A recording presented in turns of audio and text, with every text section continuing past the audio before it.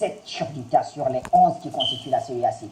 La moisson n'était pas très bonne, lui, Roger le rappelait d'ailleurs dans son reportage, mais on peut tout de même voir positivement pour dire que ce sommet a été, pour Ali Bongo, l'occasion de montrer à ses adversaires qu'il est quand même le véritable chef de l'État au Gabon. Non, je pense que arrêter ce sommet visait cet objectif. C'était tout simplement de montrer que Ali Bongo tenait fermement les manettes de pouvoir au niveau du Gabon. Et non seulement cela, mais que arrêter ses pairs de la sous-région l'avait totalement adoubé.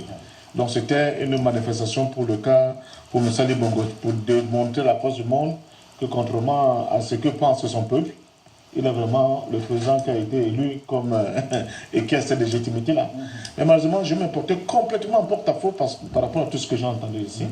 Parce que je ne suis pas du tout d'accord. D'abord, je vais commencer par répondre à mon ami Paul Kofi qui m'a interpellé depuis Abidjan, en Côte d'Ivoire. Effectivement, du point de vue de la diplomatie, M. Hollande a été inélégant.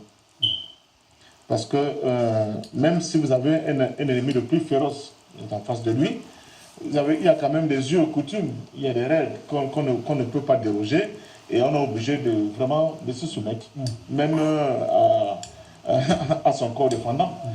Mais comme le disait Biboun, ça que je voulais dire ici en off, avant qu'on ne démarre ce débat, on peut quand même se poser valablement la question. Hein? Monsieur Ali Bongo est responsable de ses propres turpitudes. Voilà quelqu'un qu'on nous présente comme un panafricain affirmé, qui veut maintenant complètement changer la posture de Gabon vis-à-vis de la France. Mais qu'est-ce qu'il va faire à cette affaire de la francophonie? Nous voyons les ravages que cette affaire de anglophonie, francophonie crée dans un pays comme le Cameroun. Qu'est-ce qu'il va faire? Il va faire quoi là-bas? Il allait faire quoi? Alors, tout à l'heure, vous avez parlé du diplomatiquement correct. Hein. Oui. Ben, lui aussi, il y est allé, me semble-t-il, pour... Il fallait donc qu'il assume ce que Hollande lui a fait. Je vous rappelle qu'il y a d'autres chefs d'État. Je peux prendre le cas de M. Sassou que je porte par cœur, parce qu'il est dans la même comment dire ça, judiciaire que M. Ali Bongo. Il n'y a pas l'air. Hein. Il savait très bien qu'il pouvait subir de tels comportements. J'entends les gens dire des choses sur ce plateau. Mais tout le monde ne suit pas la même information. Le Gabon profond continue de dire que M. Ali Bongo, nous ne t'avons pas élu. Alors, ne prenons pas nos règles pour les réalités. Regardons ce qui se passe au Gabon. Le Gabon profond continue de dire que M. Ali Bongo, nous ne t'avons pas élu. Monsieur... Ça se voit chaque jour. Attends, je n'ai pas fini. Mais ça se fait partout, ça se dit partout.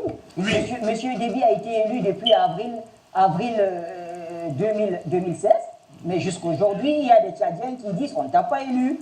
Et le Congo, c'est la même chose avec Denis Sassou Nguesso. Bachi, c'est pas dans la même proportion. Comment? Sont sérieux.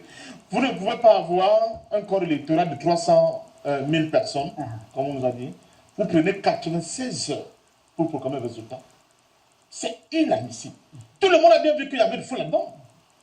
Mais la Gambie, là, de M. Yahya Jammeh vient de donner une démonstration. Hein. C'est ça l'élégance quand on est en politique. J'ai perdu, je cède mon fauteuil. On ne va pas chercher les histoires dans son propre village pour venir s'imposer à son peuple après. En réalité, nous cautionnons aussi la violence qui est faite au peuple gabonais par cette affaire de M. Ali Bongo qui a volé cette victoire-là. Mais nous sommes des panafricains, c'est inadmissible. Moi je vous dis c'est inadmissible. Donc ce qui arrive à M. Ali Bongo est tout simplement, comment dire ça, il est responsable de ses propres turpitudes et il n'a qu'à assumer. Alors, j'ai écouté M. Moutamba tout à l'heure, avec beaucoup de plaisir, hein. C'est ça qui est extraordinaire sur notre plateau. Lui-même reconnaît que c'était un sommet qui ne servait à rien. Les gens sont allés pour manger et boire. C'est ce que Moutamba nous a dit, que c'était un sommet pour rien. Donc il valide qu'un père de l'Afrique centrale organise un sommet et ses propres, comment dire ça, ses propres collègues n'y vont pas. Et ils trouvent cela normal. Parce que c'était un rendez-vous, les gens étaient sur ce point aller boire et manger. Et il estime même que... même s'ils se sont fait représenter. Même s'ils se sont fait représenter, que ce n'était pas important. Et il ajoute, hein, il dit que même, parce que les questions qui étaient à l'ordre du jour ne concernent pas tout le monde, parce que M. Kagame peut régler ce problème, M. Kabila peut régler ce problème, donc ça ne concerne pas tout le monde. Arrêtez, qu'est-ce que le président Moutamba ça veut dire, M. Moutamba ça veut dire? Ça veut dire que chaque chef d'État a la liberté, n'est-ce pas? C'est un chèque en blanc qui leur a signé de faire de son peuple ce qu'il veut. Et que les autres ne doivent pas être concernés. C'est de ça qu'il s'agit. Alors, je vais aller très rapidement à la sortie en disant que de toute façon, pour la question gabonaise, je pense que c'est une question qui est derrière nous. Pourquoi? Parce que l'histoire nous enseigne toujours, contrairement à ce que nous pensons, il faut qu'on sache la lire. Parce que les êtres humains ont ce particulier, ils ne savent pas comment ça, respecter les leçons de l'histoire. Un cas comme le cas similaire au Gabon, s'est passé dans un pays où Ali Bongo était là où on a refusé de saluer, c'est-à-dire à Madagascar, où il y a un président qui a été battu aux yeux, qui a fait ce que M. Ali Bongo fait, mais quelques mois après, il a été débouté. Et c'est son adversaire qui a pris le pouvoir. Je remercie la diaspora et le peuple gabonais qui m'ont démontré. Vraiment, c'est le niveau, comment dire ça? C'est la chose extraordinaire que j'ai découvert en 2016. Que le petit Gabon là qu'on insultait, qu'on disait qu'on traitait pour ne montrer rien. C'est un peuple qui est déterminé et qui veut tourner la page de Bongo. Et il le démontre chaque week-end, il le démontre un peu partout à travers le monde. Madame Boransois nous disait ainsi que non, elle a fermé les téléphones, elle a dit qu'elle ne va pas subir les trucs. Si ton élection terminée, elle s'est rendue où? Un, aux États-Unis, où elle était chassée dans son hôtel. Et deuxièmement, on l'a retrouvé à Lourdes, en France, en train de prier. Avec l'argent du contribuable gabonais. Arrêtez de distraire les Africains avec ces faux panafricains qui n'existent que les panafricains que de nom, en réalité qui ont pour fonction première de se maintenir au pouvoir. Les gens disent qu'Ali Bongo a tourné le dos au Gabon. Comment dire ça, la France? À la France, par la mais je vis, Nabachi. La canne va arriver bientôt en janvier au Gabon. Vous savez qui va financer cette canne? C'est total. Donc arrêtez de nous dire des choses. C'est une décision de la Confédération africaine. Je suis désolé, c'est Total Gabon qui va financer cette canne-là. Ce n'est pas la volonté du Gabon, c'est la Confédération africaine qui a décidé ainsi et versé en parfait d'eau. Oui, mais comment dire ça? Les élections législatives viennent d'être renvoyées au Gabon.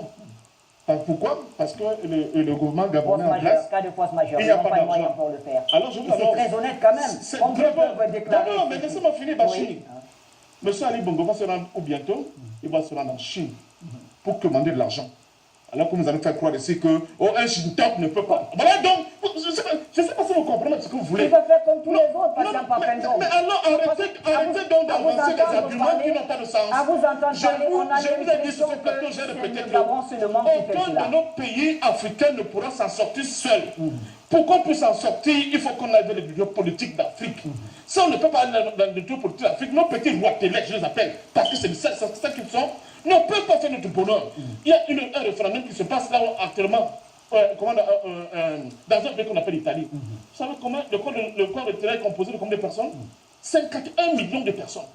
Et vous allez comparer ce pays-là avec le Gabon, où vous avez un type qu'on ne sait pas d'où sortir parce qu'il veut content après la dynastie de la famille. Non, je dis sans sérieux. L'Afrique ne pourra pas s'en sortir tant qu'on n'aura pas les gens qui vont comprendre une chose.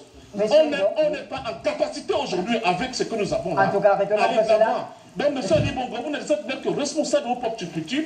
Ce qui vous est arrivé, c'est votre problème. Et je pense que tous les Africains n'ont pas eu honte. Moi, parce que moi, je n'ai pas eu honte de cette affaire-là. Parce que quand les mêmes amis, n'est-ce pas, commencent à se faire des bisbilles, en quoi je suis concerné? Voilà. Très bien, merci, M. Pasteur.